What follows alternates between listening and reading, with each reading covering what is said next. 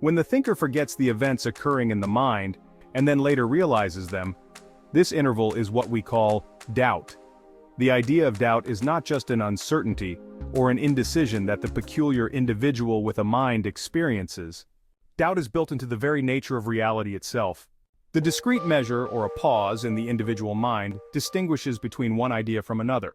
In our modern scientific accounts, quantum mechanics describes the basic energy state of the universe by the measure of a quanta, which is a discrete point of energy flickering in and out of being at a rapidly fast pace, such that it is impossible to predicate its position on a quantum field.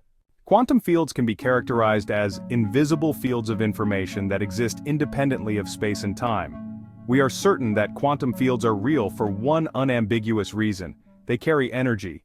This discrete energy state, a packet of energy whose instantaneous entrance into being is also simultaneously its exit into non-being or nothing, characterizes the physical side of the abstract notion of reason, in the human mind known as thought. In other words, it is what thought is. When there is a lack of interest or distraction, this is not a disconnect between one thought from another. The assumption is that thoughts must follow a certain order based on a narrative the reader presupposes their own identity of themselves must have. In more scientific terms, thoughts must be structured in a certain logical order.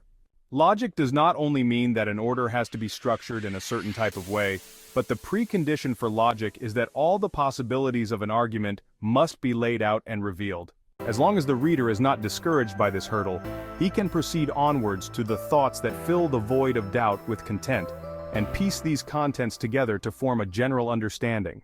The interval between unconscious and conscious realization of the ideas occurring in the mind is actually the transition of one moment changing into another moment in time.